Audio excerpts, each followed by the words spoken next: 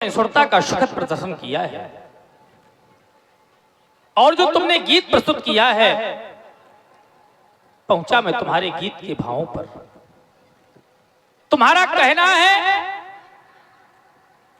कि अगर राष्ट्र पर कोई भी समस्या आ जाए तो संपूर्ण प्रयास करने के बाद अपनी जान को भी न्यौछावर कर देंगे। मेरी जान जाए इस वतन के लिए। वास्तविकता में अगर वतन सुरक्षित है तो यह तन सुरक्षित है, और यदि वतन सुरक्षित नहीं है तो यह तन सुरक्षित नहीं है। अगर आज ये तुम्हारा कहना है तो क्या हम तुम्हारी प्रशंसा की प्रशस्ति में कुछ न कह सके? कहना पड़ेगा। और हमारा कहना है व्यास जी इनके लिए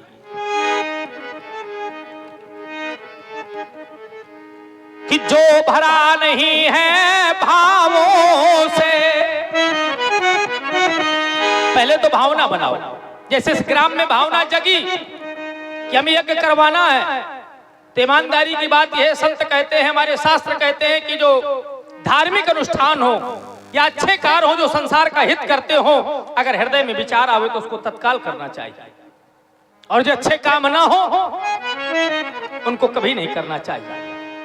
उनके लिए कहा गया है काल करे सो आज कर,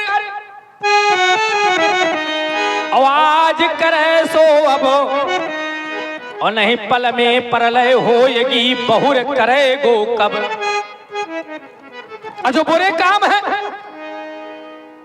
तो अगर उनको करना है तो अगर आज करना है तो उनको कल छोड़ दो, कल करना है तो परसों के लिए छोड़ दो, उनको करो ही नहीं।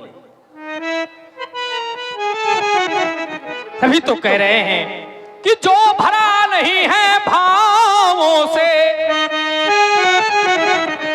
और बहती जिसमें रसधार नहीं, वो हृदय नहीं है पत्थर है जिसमें स्वदेश का प्यार नहीं। पाषाण युक्त है वह हृदय, जिस हृदय में, जिस राष्ट्र में, जिस हृदय में अपने राष्ट्र पर सच्ची निष्ठा एवं सच्ची भावना न हो। तुम तो सच्ची राष्ट्रभक्ता हो, सच्ची देशभक्ता हो, लेकिन कहना चाहता हूं समय समय की बात होती है। यह समय ना तो नृत्य गान का है और ना ही राष्ट्र प्रेम का है। जाओ, तुम्हें समाज में मान सम्मान एवं कीर्ति मिले, विश्राम करो, विश्राम करो, विश्राम करो। आए हुए सभी गुणज्ञ विज्ञ धर्मज्ञ धर्मानुरागियों, लीला के प्रति प्रेम रखने वाले प्रेमियों, बहुत अच्छी समाज है, बहुत अच्छे लोग हैं। अगर अच्छे लोग न होते तो ऐसे अच्छे काम न होते। चूंकि ये प्राण है अन्नमय, अन्न काहे से है? जल से, और जल काहे से है? यज्ञ से। अन्नाद भवति भूतानि,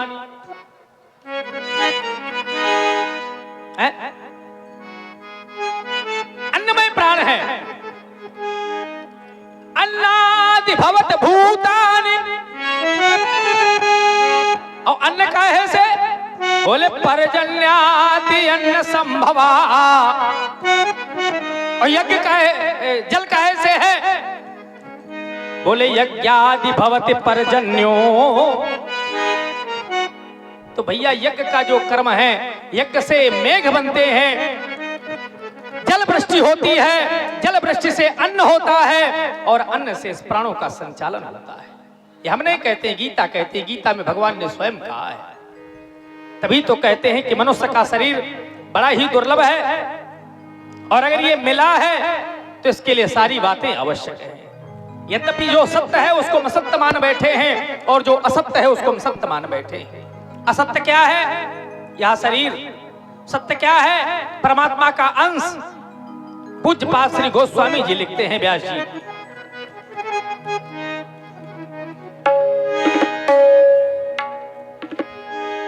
क्या लिखते हैं? ये शरीर जड़ है, जड़ चेतन ही ग्रंथि पड़ गई, यद्यपि मृखा पर छूटत कठिनई। जड़ चेतन जड़ शरीर है, परमात्मा का अंश है, नहीं जड़ शरीर है और चेतन परमात्मा का अंश है। अब इसमें ग्रंथि है, गांठ पड़ गई है, हम शरीर को मान बैठे हैं और शरीर को रहना नहीं है। जरा विचार करो, जो परमात्मा का अंश अगर निकल जाएगा तो अपना सगा से सगा व्यक्ति हमको एक पल भी रखने के लिए तैयार नहीं होगा। इसी को आचार्यों ने कहा है कि जड़ चेतन गुण दोष में, जड़ चेतन गुण और दोष, ये शरीर का निर्माण जड़ चेतन से है। संसार में दो बातें हैं, गुण और दोष।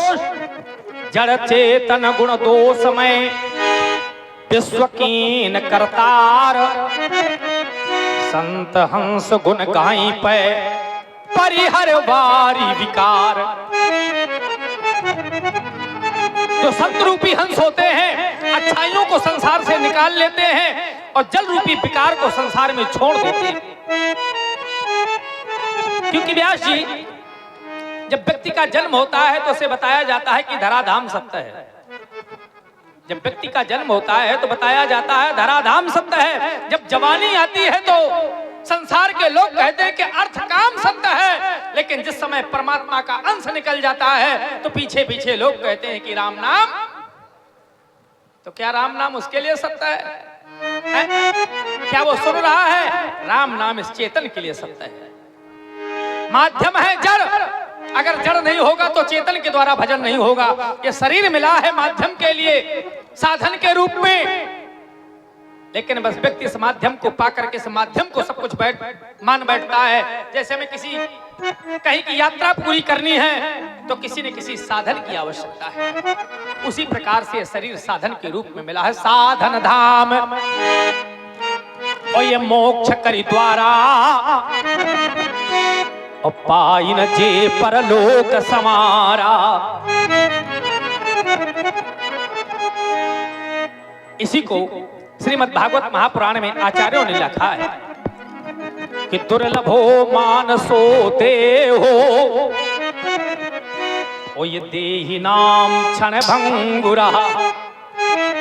एक तो शरीर बड़ा दुर्लभ है, बड़े भाग मानुष तन पावा, सुर दुर्लभ। और शरीर कैसा है? बोले क्षण भंगुर है। आज हम बोल रहे हैं, कल बोल पावे न बोल पावे, इसका कोई ठिकाना नहीं है। इसी को आचार्यों ने अपनी पंक्तियों में लिखा है। और क्या लिखा है आदरणीय व्यास जी? कि क्षण भंगुर ये जीवन की कलिका, कल प्रात को जाने ये खिली न खिली और मलया गिर की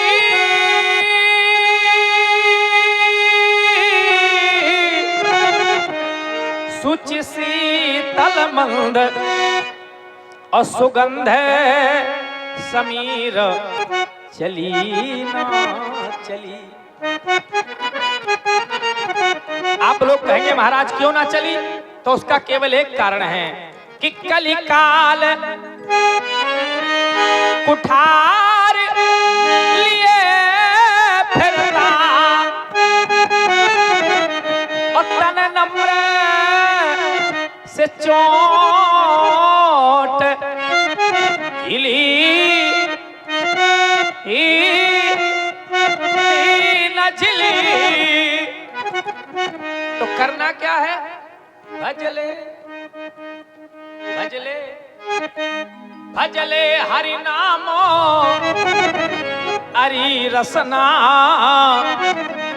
क्योंकि फिर अंत समय में हिली ना हिली। कोई ठिकाना नहीं कि अंतिम समय में भगवान का नाम मुख से निकले या न निकले। वो लोग कहते हैं भगवान का भजन क्यों कर ले? हमने तो बहुत धन कमा रखा है, 2-4 मकान बना रखे हैं, ये मकान, ये दुकान, ये धन, ये वैभव, ये पत्नी, ये पुत्र, ये शरीर कुसान तक। अरे इससे तो आगे, इससे तो आगे, अरे भजन ही है साथी और हरि के भजन अकेले झमेला रहेगा। इससे तो आगे भजन की है साथी, हरि के भजनों बिनो अकेला रहेगा। इससे तो आगे भजन की है साथी, हरि के भजन बिनो अकेला रहेगा। क्यों? उसका एक कारण है, क्योंकि केवल 2 दिन का ही खेल है और 2 से संसार भी चल रहा है। सुख है तो दुख है, लाभ है तो हानि है, दिन है तो रात है, यश है तो अपयश है। यश मिल गया तो बहुत अच्छा लगता है और संसार में किसी ने दोष दे दिया तो बड़ा बुरा लगता है। अरे मन ये 2 दिन का मेला रहेगा, अरे कायम न जग का झमेला रहेगा। हे मन ये 2 दिन का, हे मन ये 2 दिन का मेला रहेगा, कायम न जग का झमेला रहेगा। साथी है मृदंग के बिंदु पान तक, हर धाम नी बढ़ेगी केवल मकान तक। परिवार के सब लोग चलेंगे इस मसान तक, बेटा भी हक निभाएगा तो अग्निदान तक को। इससे तो आगे भजन की है साथी, हरि के भजनों बिनो अकेला रहेगा।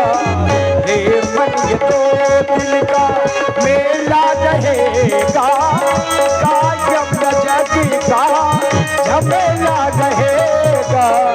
हे मन ये 2 दिन का मेला रहेगा, कायम न जग का झमेला रहेगा। और इसी सुंदर प्रस्तुत पर भाई हमारे आदरणीय श्री इंद्रपाल कारीगर जी।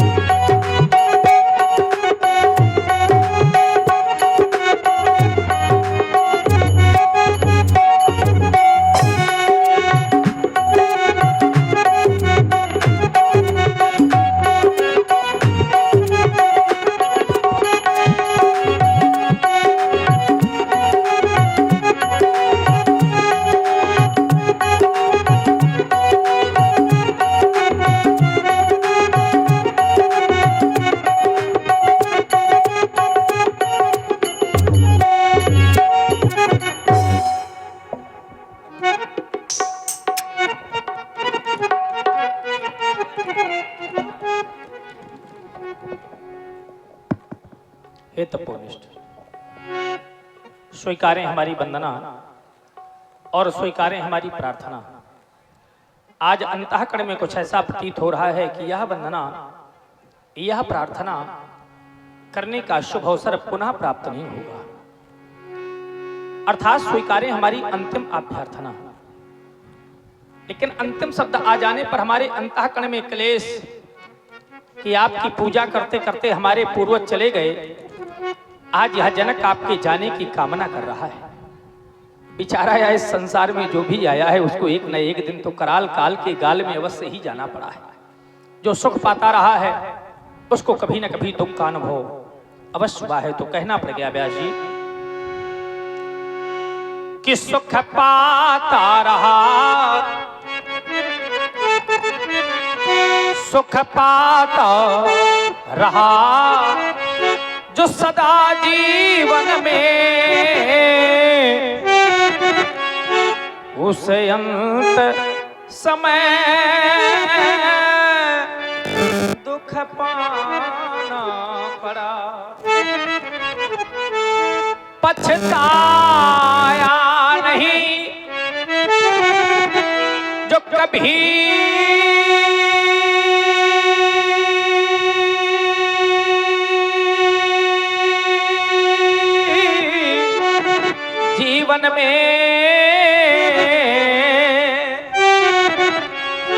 उस अंत समय पछताना पड़ा। और व्यास जी, खेलता जो रहा, खेलता जो रहा,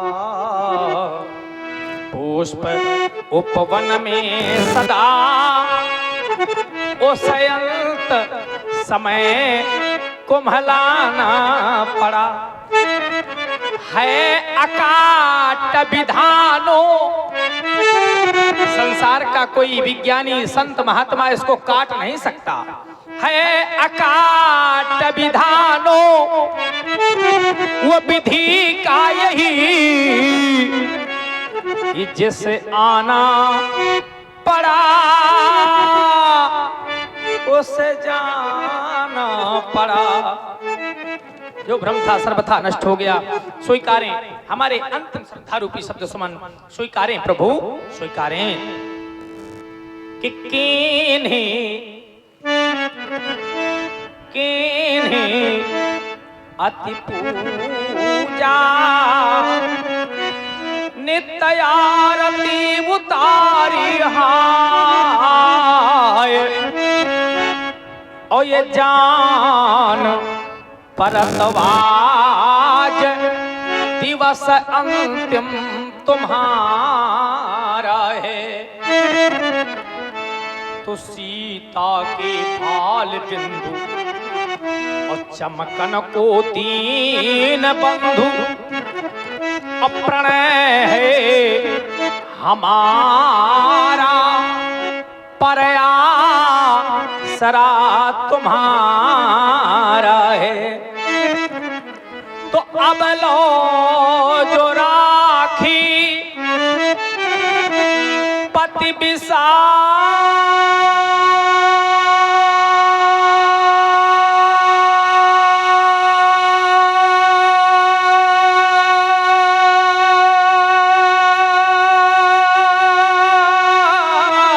रियो ना पतित का है। और एक बार, हाँ हाँ, एक बार कहे दो क्या कि विदेह तू हमारा है। हाँ एक बार कहे दो कि विदेह तू हमारा है।